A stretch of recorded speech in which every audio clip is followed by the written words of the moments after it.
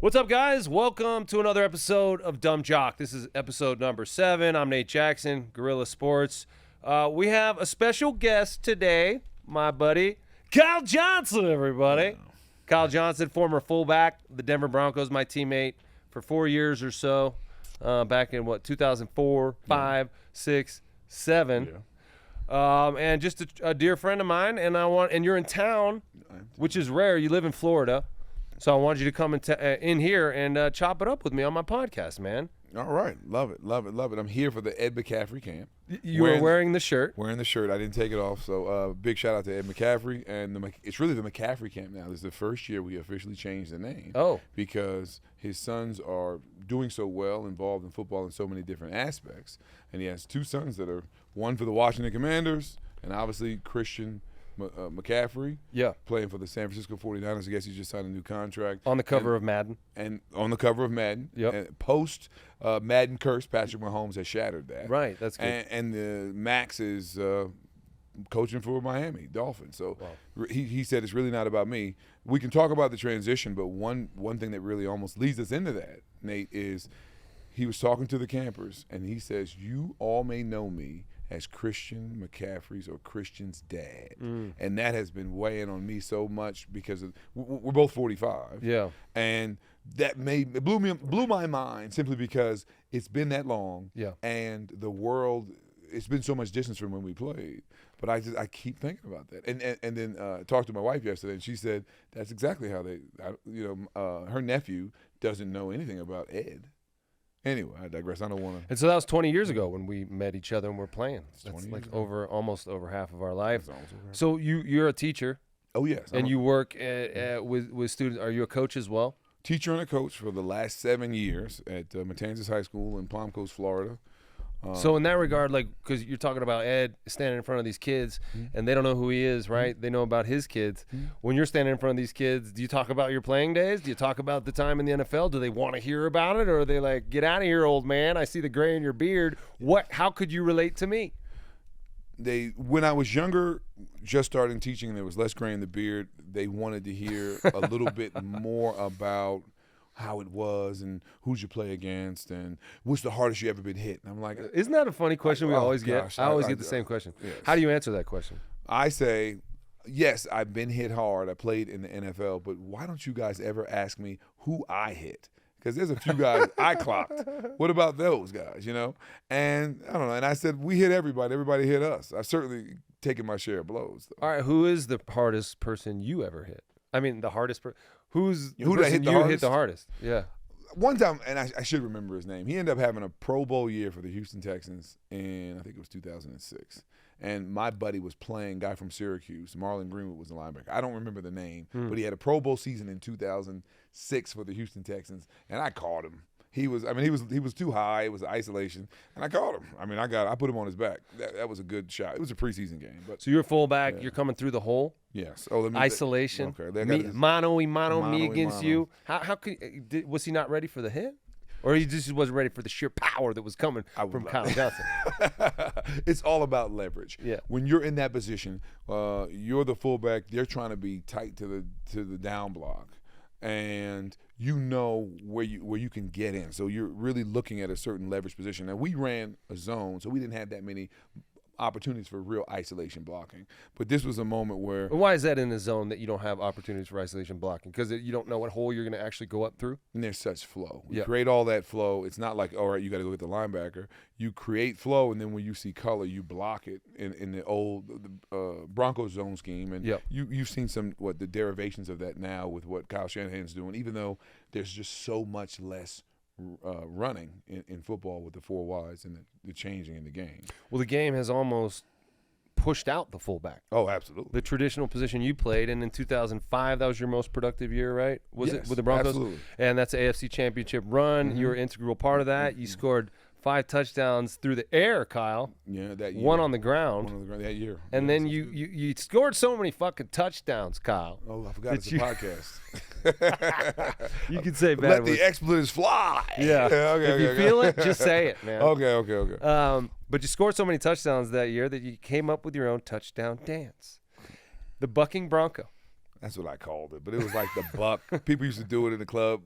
House music, People New used Jersey. to do it in the club. I was doing that. This Wait, is after you scored, they way started doing that. before. I thought They you were probably saying were like doing it. you popularized it in the Oh, club in heck Jersey. Everyone was no. like, "Do the Kyle Johnson." They probably did the Buck in '91 and Okay. '88 and '73. Like they did. It was just something. House music in New Jersey is probably where I got it because we used to do stuff like that all the time. That's where you're from, New Jersey. Oh, sorry, I'm New Jersey native. Yeah. Born and raised. That's up to me to kind of to do the background I appreciate it. Sorry about bio that. stuff. So- You don't have to tell us where you're from. Okay, Chicago, house music, Detroit, New Jersey, big house places where they listen to a lot of house music. And I probably got the dance from there and just thought it fit perfectly because we're supposed to be wild horses, man. Wild horses, man. Do you still listen to house music? A little bit, but once again, every genre that I listen to, I'm antiquated. I'm 30 years late. So the house music I like was played 30 years ago. The rap music I like was played 30 years ago. The rock I like is played 30 years ago. In the 90s. Yeah. So why is it? So do you not listen to new music? Oh, totally anymore? listen to new music. Love new music. What's the new music that you love? Same genres, but Right. I love the new stuff. It is an Like artist what that's new making- rap music are you into? Oh, Because I say that because yes. I'm not. I hear it and okay. I'm like, it sounds like a video game. It doesn't hit me here, and I Yeah. guess that's because I am old. But also had this Wow. discussion with I do a different podcast with Chad Brown and D-Mac, and Chad Brown, Okay. huge music fan, Okay. and he's 10 years older than me.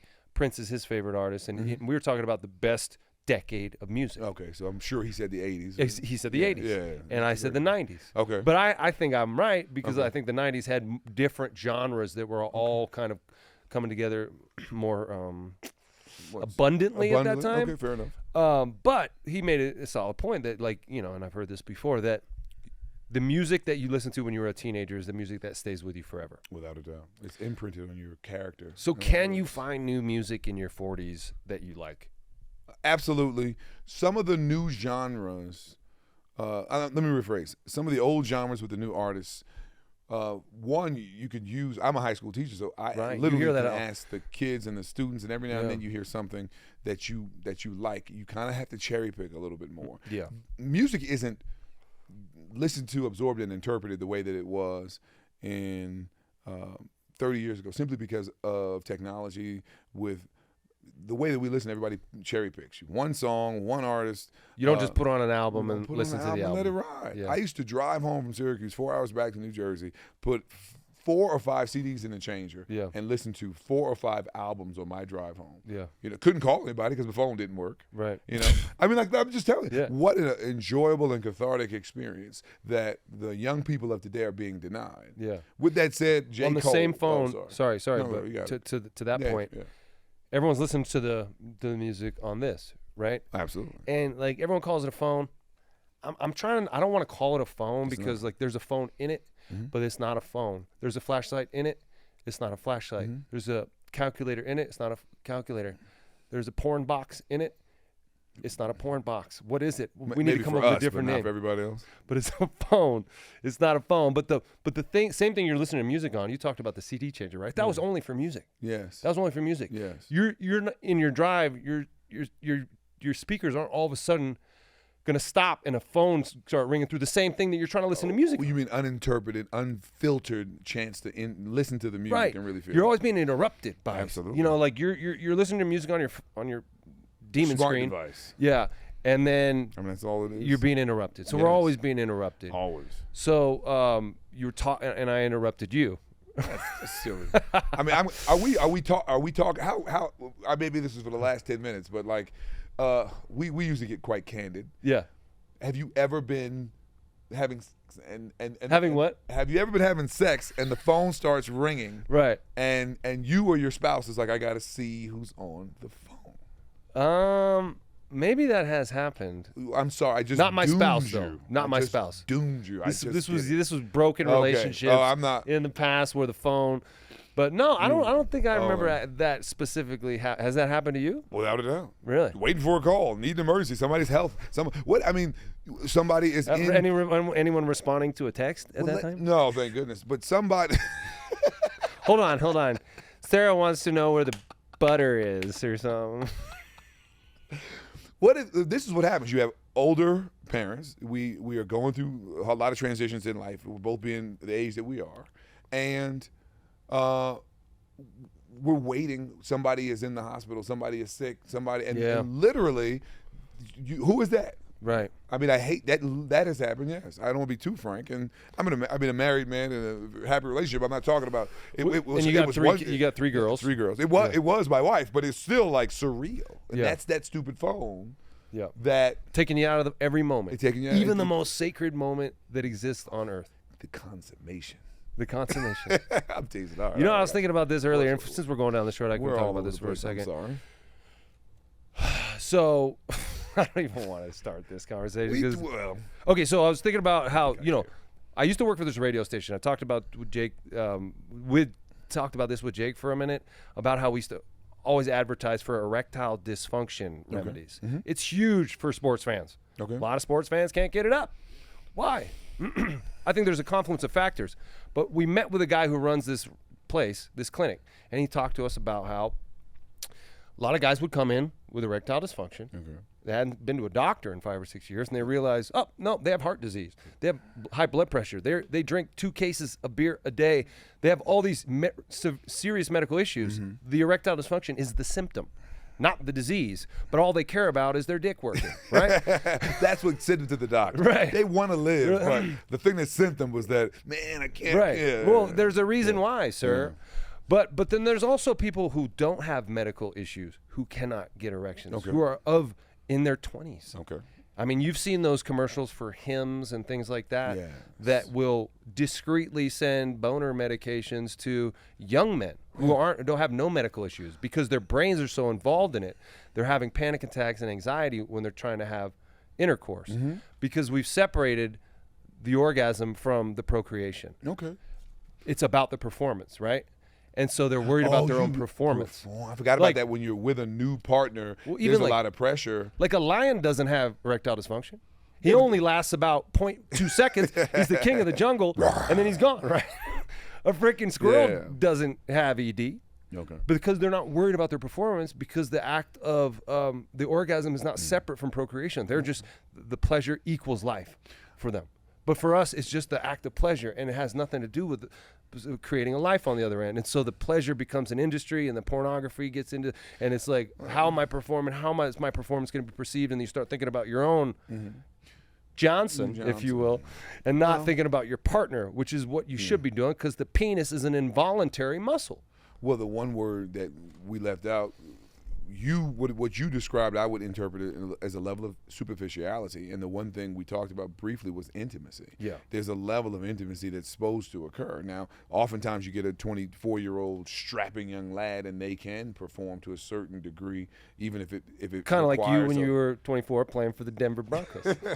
I was 25 the first year I actually got on the field. But it requires a certain level of cognitive dissonance, right, to just be a hammer going after it.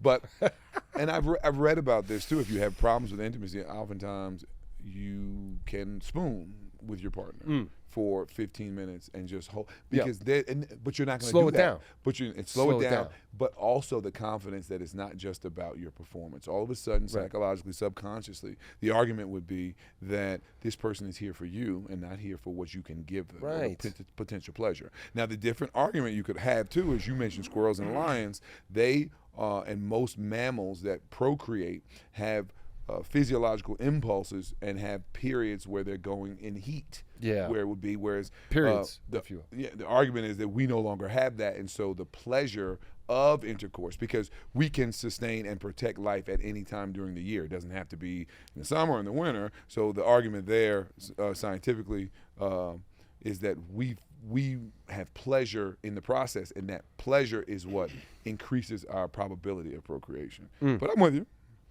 It's a different interpretation. Yeah, the man is worried that the only thing that matters is his performance in the bedroom. The woman, I can't speak for the women, and I'm not going to try, but it seems as if, lost might be a woman's desire to have a man who just does what he says he's going to do, is there, listens, pays attention to her life, is reliable, and can be someone she can trust. And that might go a long way in creating the type of environment that leads to intimacy. But do you want intimacy with some skank you just met at a bar? You don't, and then the pressure would still be there. No, I'm saying that's the problem because you want to be, if you want to be some sexualized But then it will make the stud, experience better, though. without a doubt. You know what I'm saying? I'm not questioning that. My argument simply is for those guys going through that. Maybe they're in this period where they're just sleeping with a lot of women and they don't have any association emotionally with it, and all it is about their performance. Then maybe they're worried about their own reputation. Yeah. The superficiality of the not the consummation, the superficiality of the sexual act may lead to some of that problem. Is this man that you're talking about that's taking hymns, is he in a committed relationship? Right. Or is he somebody who wants to be known as a stud? And that makes me scratch my head. And I think more the latter. Yeah. So 2005, you're playing fullback. Sorry. This is how we always talk. We have not deviated yet. So we're talking about the fullback position, and you just came from the McCaffrey football camp, but you also admitted to me that you don't really follow the Broncos, you don't really follow the NFL much, right? So how maybe you can kind of add. Keep going. Yeah, no, I was gonna say you played a position that's kind of obsolete now. I mean, there's some teams that are still doing stuff. No. You have a wealth of knowledge about football and about, obviously you're a very intelligent guy and you have to be to play in the NFL. And you've learned a lot along the way. You bounced around a practice squad before landing with the Broncos, so you learn a lot of different systems, different coaching. You absorb it, whether you know it or not at the time. Yeah. You're soaking a lot of football wisdom, right? And then after the fact, when you become in a position where you can teach like you have now, you realize all these things you know. Mm. But do you go to a place like the McCaffrey camp where there's guys who are still in the game and following it in a crazy way, and feel like I don't know, how do you feel walking into that environment in Denver where it's so Broncos centric, playing coaching alongside Broncos legends, but sort of not being in the Broncos circle in a way, or in the Broncos sphere of not knowing what's going on with the team, that's the franchise. Does it matter at all in that setting? I think in general, the people that we're interacting with are older players. So we're unfortunately this year particularly, we're jumping back 20 years, right? I'm one of the younger players that has participated in the camp or has come and spoken with the players this week. Who are some of the other fellas? So we have Rod Smith was yesterday, Nick Ferguson, Steve Foley came today. Steve Foley is 70 years old. I checked his age. He just got inducted into the Ring of Fame. I heard that. Yeah. And Ed was very, very – Ed said, I looked up to you and watched you as a young man playing football, maybe wanted to play in the NFL, wanted to play for the Broncos. And I'm like, Ed, I watched you. So if I'm watching you and, and I'm 45, how old must Steve Foley be? But I looked it up. Yep. And he's 70 years old. So that's been – I'm not going to say that's a bad thing, but this year there have been a lot more older players. So I'm not – when the young player comes and he's talking about the Denver Broncos, at that moment I'm a little bit out of my element. Yeah. Because I just haven't been following the team. When you're not in Denver, Colorado, or Colorado area, it is difficult anyway. Any sports teams. I can tell you more about the Jacksonville Jaguars without trying. Other than someone told me today that Trevor Lawrence signed a huge deal 5 days ago. I didn't realize that. $55 million a year. $55 million a year. And, 275 for 5, and I think 120 guaranteed or something. Crazy. I like him as a young man and a man. He's a man, but I don't know. Quarterback salaries are getting exorbitant, but that's a tangential to what we're talking about. No, but I think it's relevant. Okay. Do you think they're overinflated? Do you think a quarterback should make that much? Because if you think about $55 million a year, the salary cap is $225. He's making over 20% of the salary cap. Mm-hmm. Does he deserve that type of money, considering this type of shit you laid on the line as a guy protecting him? I think particularly with the 4-wide system and the spread offense, the extinction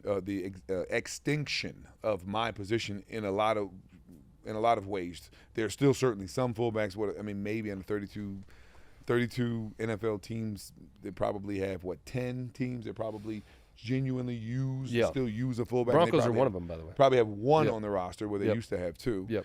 But I think because we're so pass-centric on the nature of the game, and what you're seeing, you would expect that when a quarterback is playing well, the team is doing well. If you look at the teams that have done well, you look in the last 10 years, let's look at who has gone to Super Bowls and who has played well in Super Bowls. I would say I hate making up stats. I love actual just go ahead, stats just here. Pulling out. But I would argue if you have the top 10 quarterbacks in the league, you're probably going to have the higher probability to get to the NFC and AFC championships, respectively. But here's what I would say to that. A quarterback is a reflection of the health of the entire team. Okay. If your team is playing well, your quarterback's numbers look good, and therefore you're in the top 10. Historically, but let's take two teams, for example, like I think it was the 2000 Baltimore Ravens and the year that the Tampa Bay won their first Super Bowl.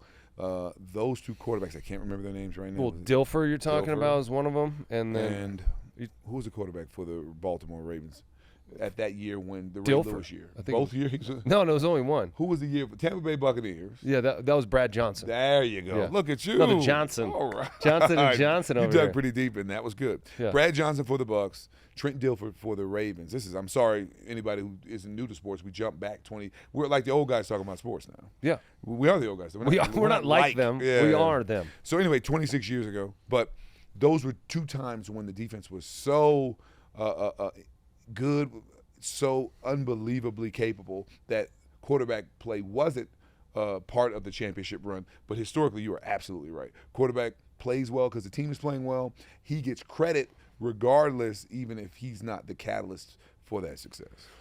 So last year I was hanging out with Mike Shanahan a couple times. I wanted to pick his brain, talk about his coaching journey. I was going to write about it, and I wrote a pretty long article about him and how he learned what he learned and all that. And this is how he rose in the coaching ranks. And he started off when he was like 21 years old or whatever. After a pretty severe injury he had as a college quarterback, and then he started working his way up through college. Then he made it, became a receiver coach of the Broncos. You still look good up there, man. I thought my hand was in my face again. Yeah, well, those are big hands. Oh, gosh. Continue on, please. So anyway, so he started off as a receiver coach here with the Broncos. He became an offensive coordinator with the Broncos. He was an offensive coordinator to 3 Super Bowls here, Super Bowl losses with the Broncos. And he had awesome, John Elway was the best quarterback in the league, and they would have great regular seasons, and then they would get to the Super Bowl and get their ass kicked. Like, they actually got crushed 3 times in the Super Bowl. And you look back at those Super Bowls, and they had no running game in those Super Bowls, and their opponent put up crazy running numbers. And Mike realized you have to control the game with a running game in those big games, especially to win it. He ended up, becoming the offense coordinator with the Niners for 3 years, 92, 93, 94. And that kind of crystallized his whole philosophy when it comes to that. And he stepped into a 49er team that had won 4 Super Bowls in 9 years. And this was Bill Walsh's machine, right? And Bill Walsh's whole thing was, look, everyone thinks about that offense, and they think Joe Montana and Jerry Rice and that. That's what they think. Because Joe Montana won the 4 Super Bowls. He never threw an interception in a Super Bowl. I didn't know he never threw an interception. He never threw an interception, and he went 4 for 4. And I know he's special quarterback. Special man. In the lore of the NFL. But no, there was an ultimate point I was about to make. Okay, go ahead. But Bill Walsh's focus, when you really took a look at it, was the running game of that team. And he loved when people talked about the passing game. Okay. Loved it because it took the eyes off of the running game, which was the focus, and the defense, which was a focus as well. And if you control the clock with the running game, you keep the defense on the sideline, and then when they come out, they're fresh and they can attack the quarterback. And not only that, but you can attest to this, when you run the football effectively, it opens up the play action. And the play action passes, if you run the ball well, are going to be wide open. I mean, you score 5 touchdowns as a fullback catching the ball. That's because of the play action pass, right? Absolutely. I mean, were any of those 5 touchdowns not play action passes? I'd have to stop and think about it. Arguably 2. But I'd have to really go back and see if there was a fake prior to. One was I wasn't the intended receiver. I mean, it's hard to remember. Scramble drill, Kyle. Yes. And then there was one where I'd have to look back at the play call and watch it again, but possibly 2. But in general, no, you're right. You're right. Ultimately, the lesson was if you don't have a solid running game, you'll lose the big game. And he did that 3 times before winning it in '94 as the OC of the Niners, where they did dominate on the ground, and that was Steve Young. Chargers game, right? Yeah, Steve Young threw like 6 touchdown passes as well, and then he became the head coach here and obviously implemented the same thing and controlled the ball on the ground, and the rest is history, of course. And you were kind of a part of that history, and you came in as a piece that was intended to duplicate what they were able to do in the late '90s and win those back-to-back Super Bowls. The Broncos were never able to win it again under Shanahan because it's really fucking hard to win a Super Bowl. It is hard. right? But you and I, without knowing it, stepped into a pretty well-oiled machine here, led by a guy who had learned a lot along the way and knew exactly how to compartmentalize an organization like the Broncos. Okay. Any thoughts on my whole ramble there? Did any of it strike a false note? Well, no. The one thing I was interpreting, you were speaking about them focusing on the run game during the Bill Walsh era. You have powerful experiences with both of these franchises. I mean, my franchise experience would probably be more. I was 8 weeks with the New York Giants, and then coming to Denver Broncos and a brief camp with the Carolina Panthers.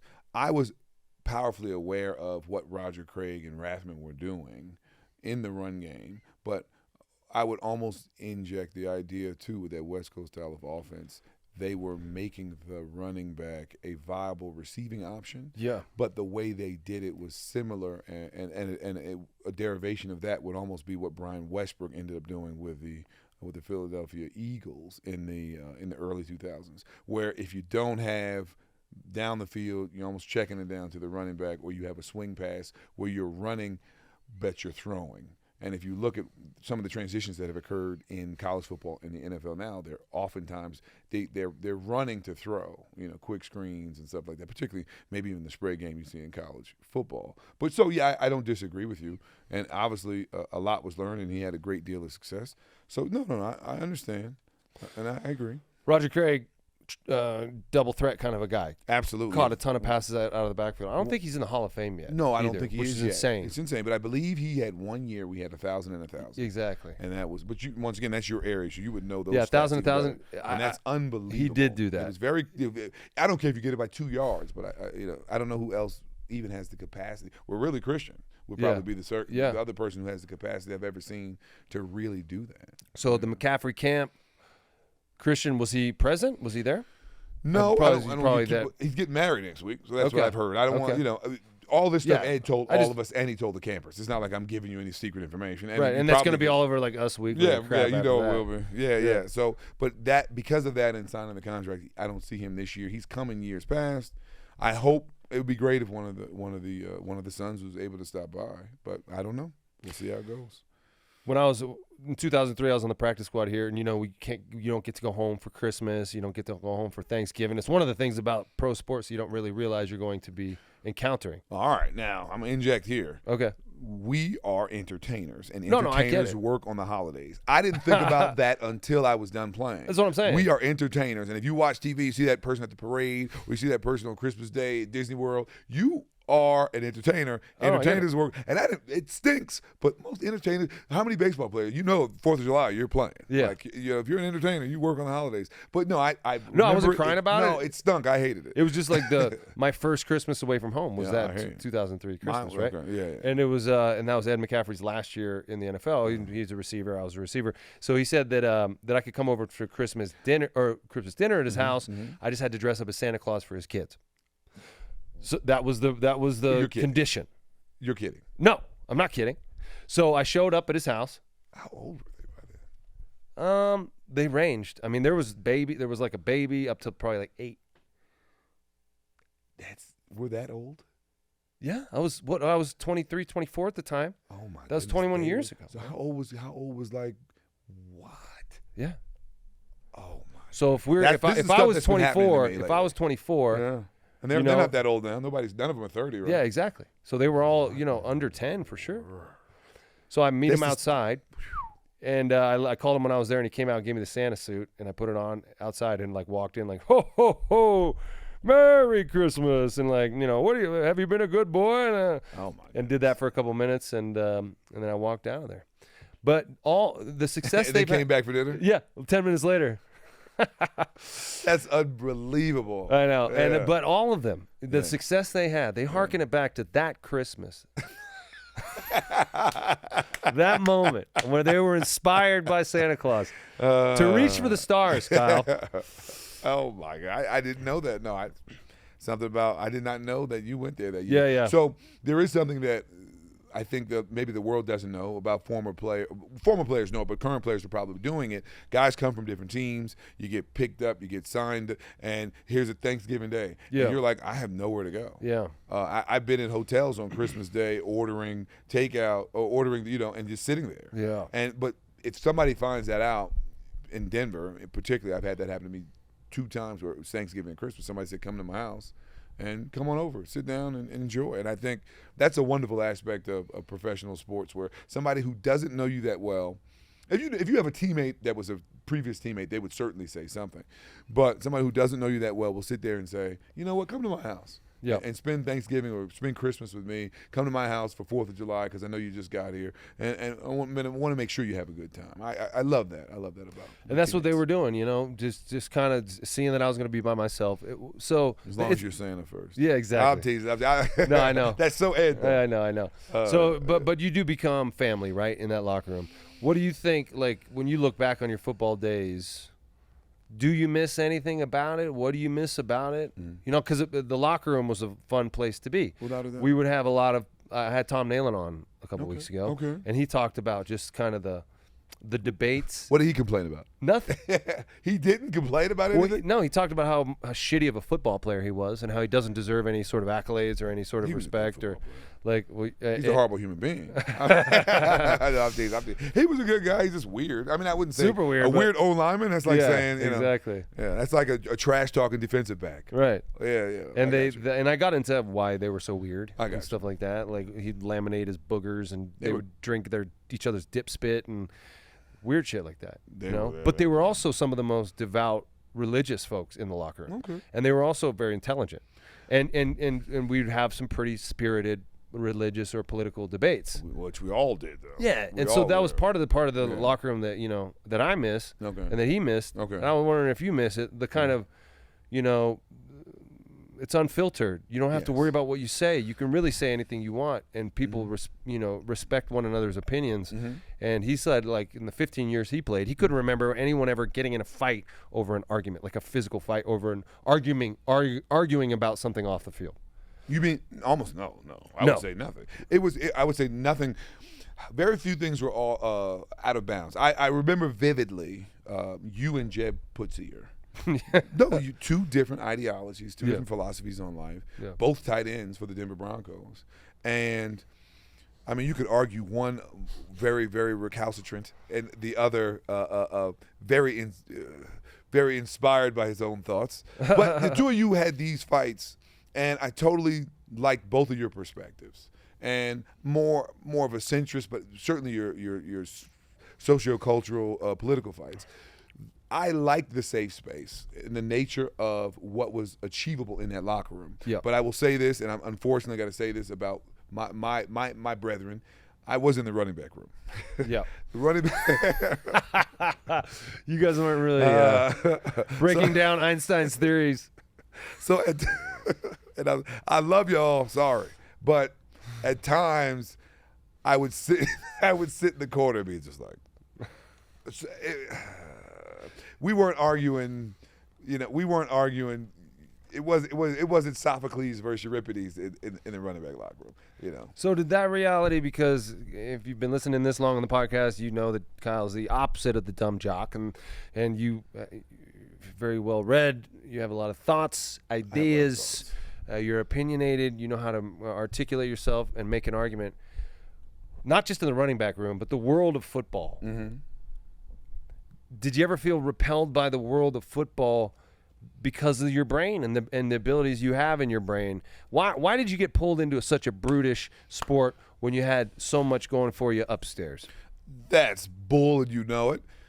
Some of the smartest guys I've ever been around in my life are football players, and they're still brilliant, and they're just old football players that are brilliant now. I was lucky enough, even in high school, we were fine, but my college friends are working in finance, and they're doctors, and they're Wharton graduates, and my NFL friends are authors and dentists and medical device. Everybody is like, that's bull. So that's a ridiculous stereotype that's manifested now. Do the non-neural neurologically inclined. They exist, but typically NFL players, even if they're not the best classroom players, are reasonably smart. NFL is reasonably complex, and we've said this Very before. much so. There's very few players that can thrive in the NFL and really struggle learning, processing information. Well, the playbooks are not easy to digest, right? Yeah. Like, people who say that about football players, you're stupid. I mean, you tell me, who the mic is here, or like what your responsibility is, like calling Mike. Calling out the had mic. to do the mic because it's hard to read sometimes. It's not all just, of it's hard to read. I forgot about that. So in your transition out of football, you talked about you're a teacher now. Yes, you're a coach now. I am. But it took you a while to get to that spot when you were teaching, right? The end of football was really, really rough. For me, it was. Did you know it was ending when it ended? I mean, your last game you played in, did you know that was the last game? So you were talking about Mike Shanahan prior too. I got cut after sitting out in 2007, the last preseason game, which is usually reserved for the starters, so you think your position is safe. Okay, so just to kind of expand upon that idea. Yeah.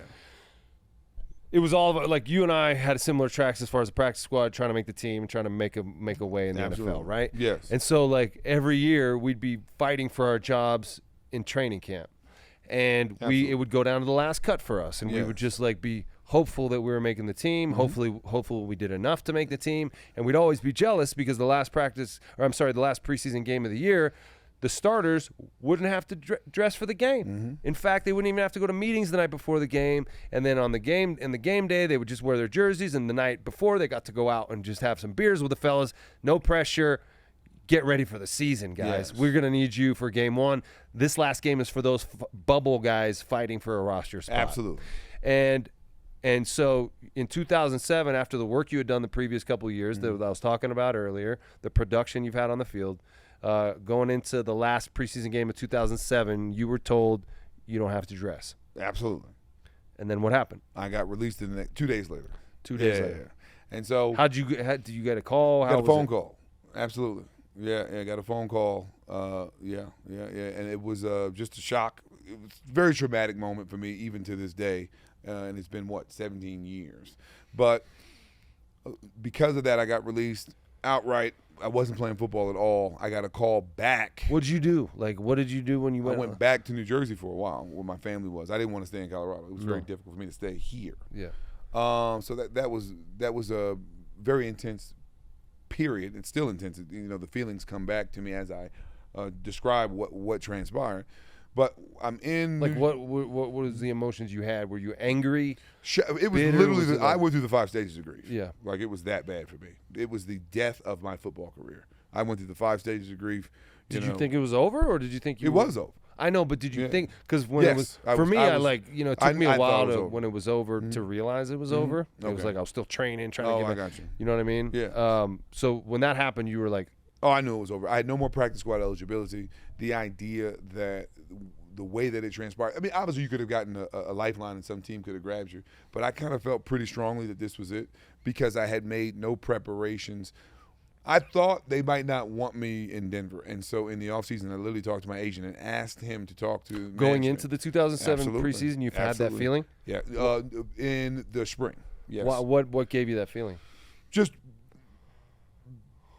things that you would hear from the coaches, and if you don't remember, you probably don't remember, we're all fighting for jobs. In 2006, after 2005, I got put second string for some reason that I couldn't ever quite quantify. I didn't have the best OTA period, but it didn't quite jive to me. There was a lot going on in that 2006 season that, in hindsight, yes, may have derailed some of the good things we were doing. Absolutely. Jake Plummer getting benched in favor of Jay Cutler. Obviously. There was an idea that two schools of thought when you look at us losing the AFC Championship game to Pittsburgh. One is we had a fucking pretty awesome season. We couldn't get quite over the hump, but we have the nucleus here. Let's come back and even make it happen next year. Yes. And the other school of thought, and this was unfortunately for all of us, it was the school of thought that was in charge, was that we need different pieces to get us there. To get us there. And decisions were made to do that. And obviously, like, you can see the few years that followed. Yes. What happened to the tumult? team. That was following that. And I unfortunately have to the late Darren Williams. We have to inject that. I mean, all of it created a powerful and emotional kind of stew on top of the change in strategy going forward of changing chess pieces, so to speak. And it affected our crew powerfully. We almost all got. I'm not gonna say we all got butchered, but you understand there's a high level of turnover in the NFL, and this is probably the most objective and diplomatic I can be about the subject. But I'm being and you don't have to be. I know, but you can say. I mean, you probably never said how you really feel, and you can. Or what you can, good does that do? I'm not gonna throw anybody under the bus or be vicious. I've been angry for years. I know, but I think it's important, and you're doing it the right way. But it's also like when people don't see this. Okay. People don't get to experience, like, people don't get to hear what it's like to have it end and to understand the feelings and emotions behind it. They just think, oh, you're so lucky to have played it that long. Well, you're,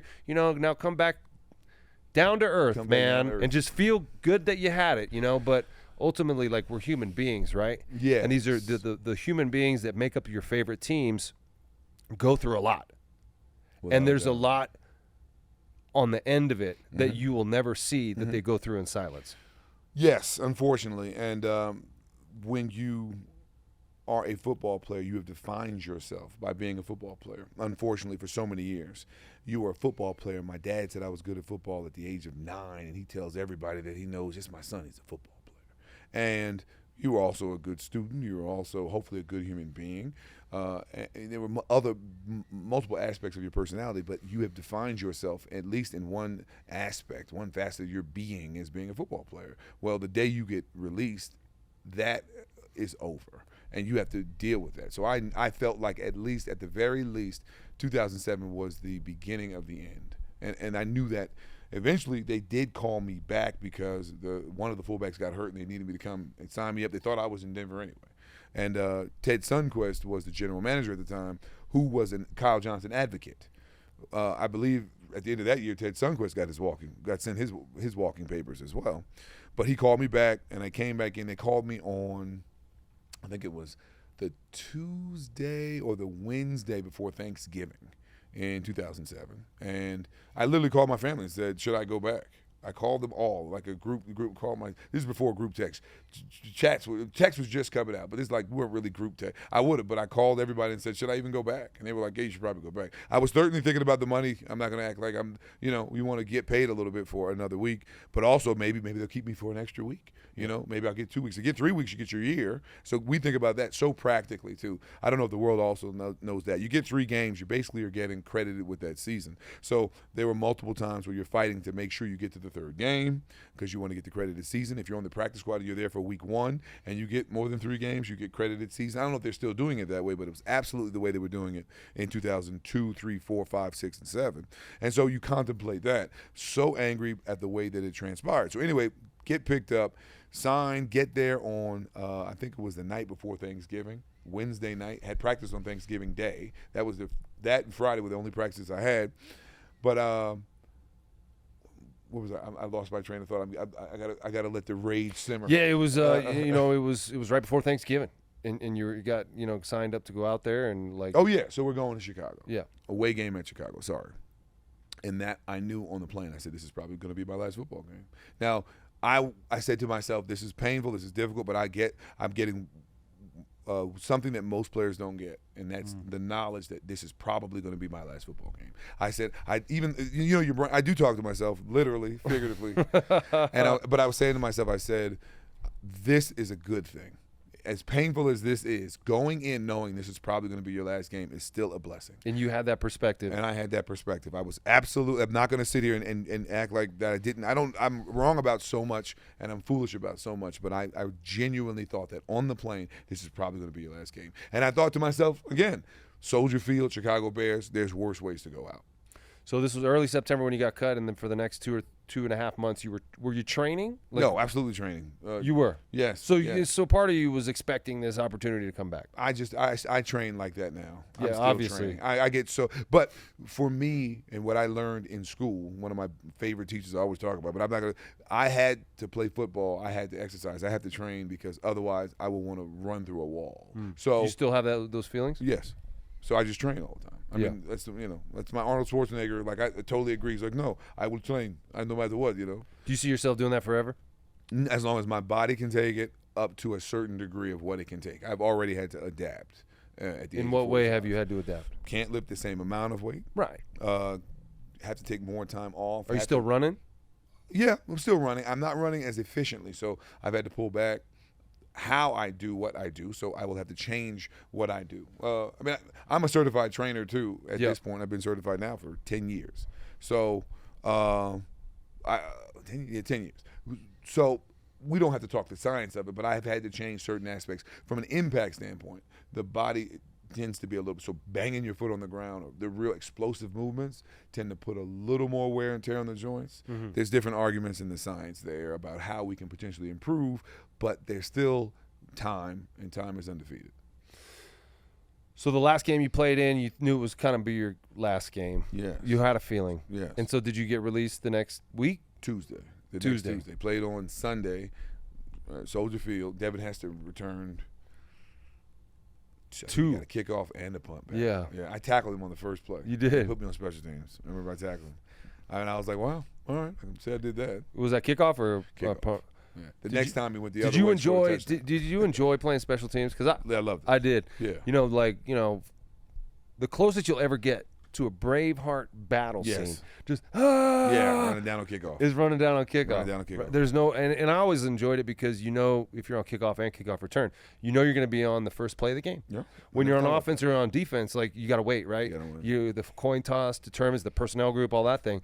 But kickoff return, You're in there. You're going. Could be a turnover on the first play of the game, on the kickoff return, and so you could not end up going in if you think you're on offense. But you're on kickoff, you're in. Yeah. Do you miss that adrenaline? Yeah.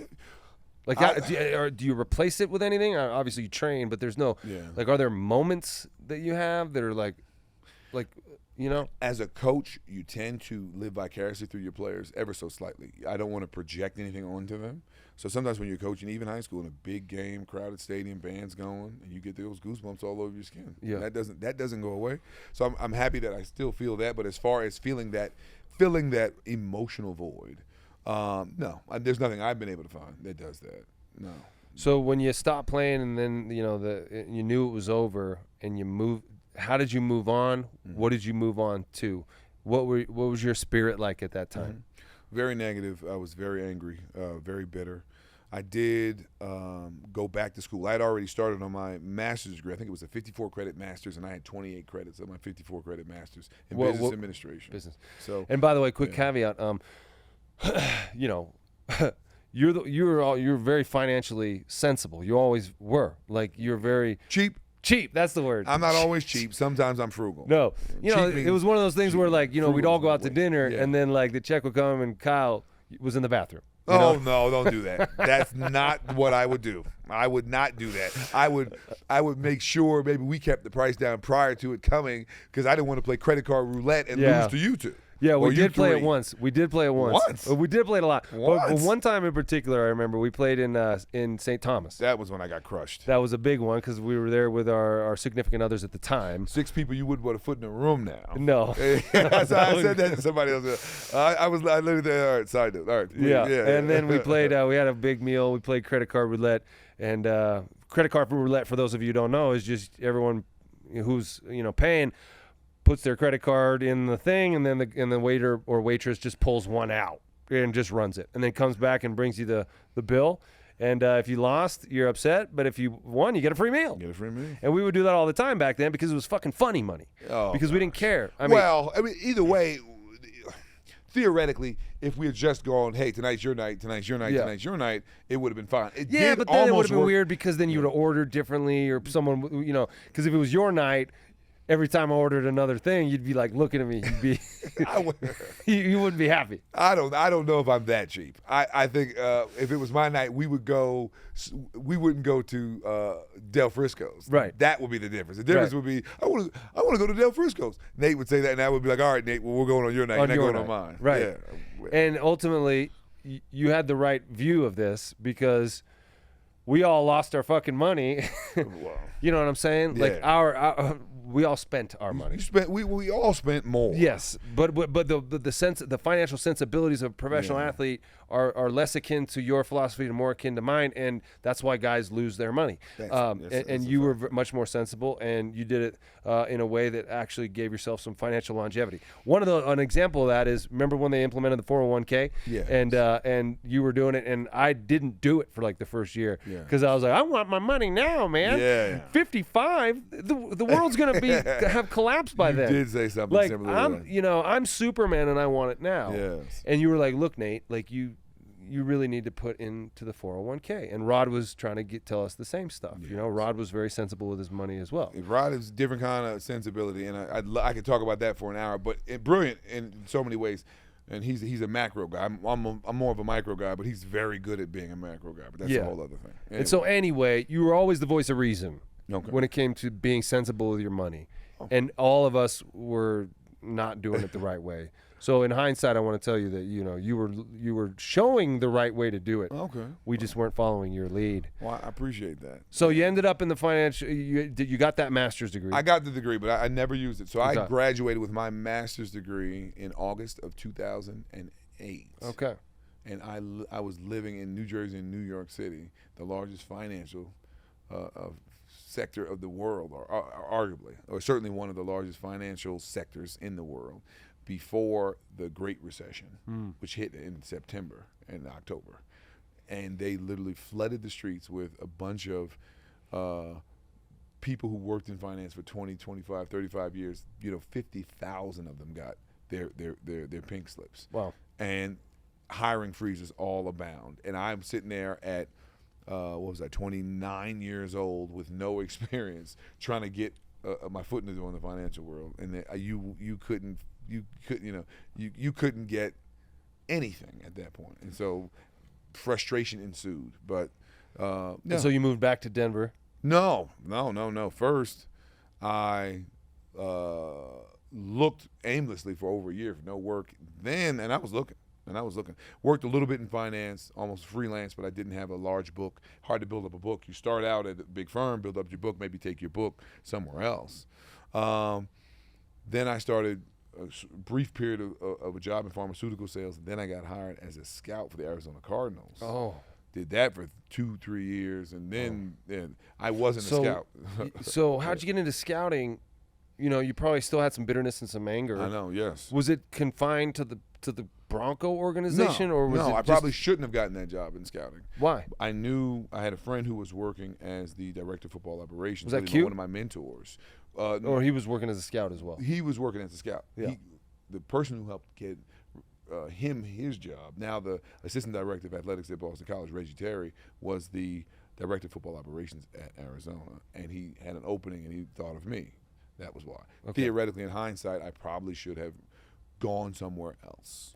And Other than Arizona? Not worked in football. Oh, not worked in football. Yeah, I just wasn't emotionally ready at that time. And how did that manifest?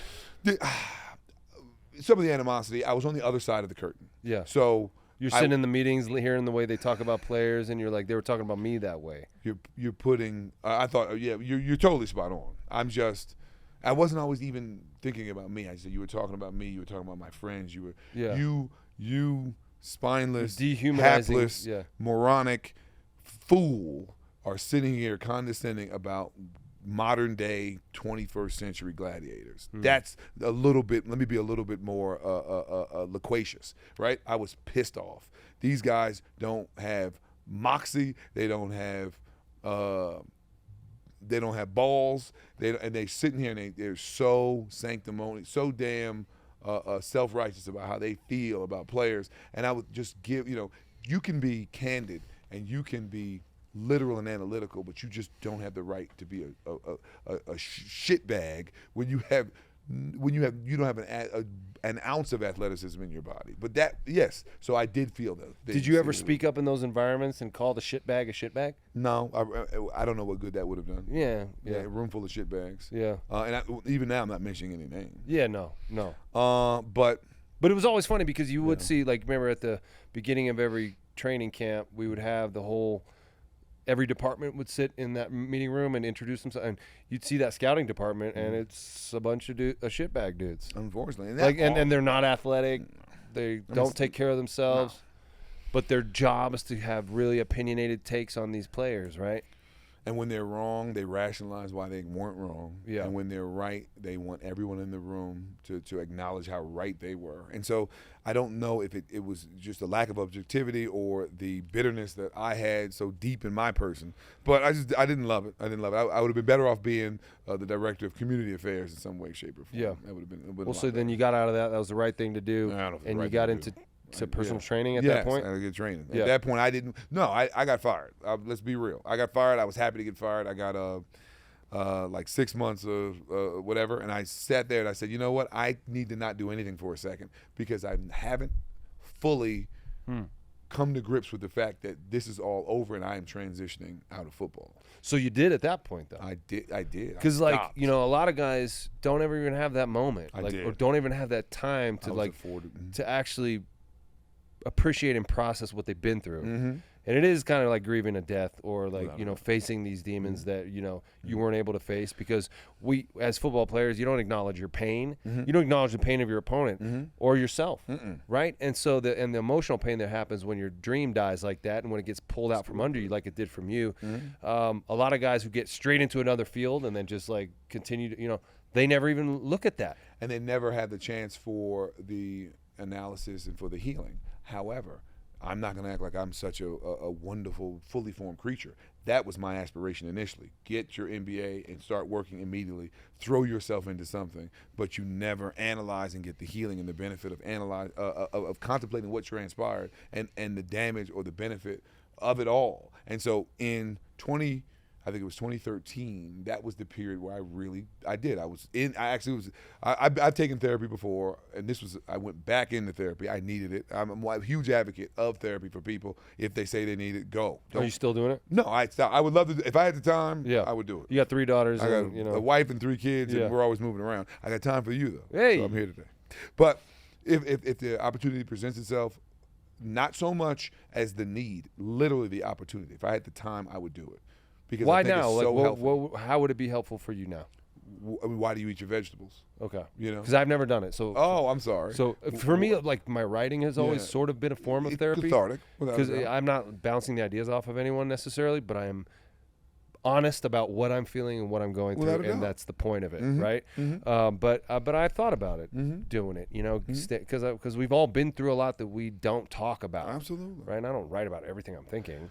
You go to a doctor when you want to make sure that your body is fine or you're physiologically doing okay. You would go to someone who is a trained professional when you want to make sure your emotions, your mind, your mental health is doing okay. And sometimes you go in for a checkup. And how much is the stigma on like manhood and like, former football players being tough and just gritting it out going to prevent them from doing this? Well, if I'm talking to you about it right now, obviously we can talk about it. We can do it. If you can talk about it and discuss it, that's a step forward. I hopefully, over the years, in 30 years, it's become much more desensitized than it was. I think. Do you think that, just to kind of veer a little bit on that, do you think this is making us softer as a society, being more in touch with our feelings? Like back in the Greatest Generation, those men who just did what they had to do, and they didn't have therapists, You're right. and they also built a pretty strong country, right? Or helped build a pretty strong middle class. Do you think our kind of getting in touch with these feelings is weakening us? I mean, your statement I would have to break down in multiple ways to really, and you're talking about post-World War II, Korea, the forgotten war, silent generation. My dad fought in that war. There was in Korea. Much respect, but there were still many maladies that were suffered that presented themselves in other ways in life. We're talking about addictions and stresses and heart attacks, and so we would have to talk about, are you better off going through the therapy, even if you're softer after the fact, if you were able to live a longer and more fulfilling life? What's the benefit? I think the benefit may outweigh the idea that we're becoming softer as a society. The truth be told, if we have to go back to war, metaphorically, you would be able to do that again, but you still got to understand who you are and what that experience puts you through. So is American society or is the global society getting softer? You could always make that argument, but you also can make the argument that I want to provide a better life and a better humanity and a better human experience for the generations after us, and that by definition would lead to a certain type of metaphorical weakening. And so, to kind of put a bow on this, because we only have a couple more minutes here. All those things that you're talking about, the things you learned about yourself, the things you went through physically, emotionally, and now you work with kids.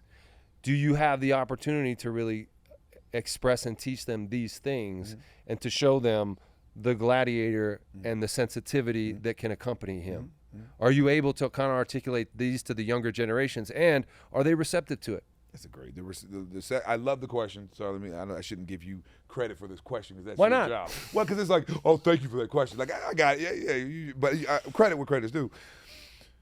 You would be surprised. You wouldn't be surprised. They are receptive oftentimes, and that's good. And they do want to know more. I'm not the most transparent person. Sometimes it's easier for me to talk to you about this kind of stuff than it is for me to talk to them. But I'll tell you this. And as a parent, I'm trying to do it. But as a teacher, it's almost easier because you only see them 7 hours a day, at least. And as a coach, you want to be the person that talks the talk and walks the walk and aligns the way you live and the things that you think that they should aspire to with what they see. All right, so that's one factor. They are receptive. But I believe they're watching you. They are watching you. They're always watching. And sometimes for hypocrisy, but sometimes for inspiration, and sometimes just for better understanding. So that's fine. I want to do that for me anyway, so hold me accountable if you can. I think they are receptive, but my mother told me this my fourth day of teaching. She was you and me are both teachers up the wazoo, right? All our families, et cetera, et cetera. All right, I don't want to speak for you, but I guess your listeners already know that. Yep. Okay. Yep. My mother teaches 33 years, my grandmothers and aunts and all that. But she said, if you tell them things you did wrong and mistakes you made, they will listen. I said, well, what are you talking about? It's like her third day teaching. She says this in her kitchen. I said, what are you talking about? She said, Kyle, they don't want to make the same mistakes that you made. They'll listen. So one day, a week later, I say, I really messed this up. Everybody stopped typing and looked up. And I was like, oh. And when you have to be vulnerable enough at times, not all the time, to tell them your imperfections, your weaknesses, and tying it back up with therapy. You have to have the capacity to articulate things that you were unable to do, things that bothers you, and still get out there and go out into the arena and still fight. See, that's the ultimate strength. Acknowledging your weakness and still, when it's time to grab your musket and go into battle, still going in. And for those who get right into teaching at 22, 23, that's a noble way to do it. But also for you, having these life experiences and then getting into teaching gives you a perspective that these kids are really learning from. And it's very valuable, Kyle. And I appreciate you taking time out of your busy day, man. You're heading out tomorrow. Is that right? Yes. Is there McCaffrey camp tomorrow as Absolutely. Camp all day, 3:30. My bags will be packed in the car. I saw you limping on the way in. You did see me Are limping? you okay? Oh, what gosh. happened? You saw me limping? I did.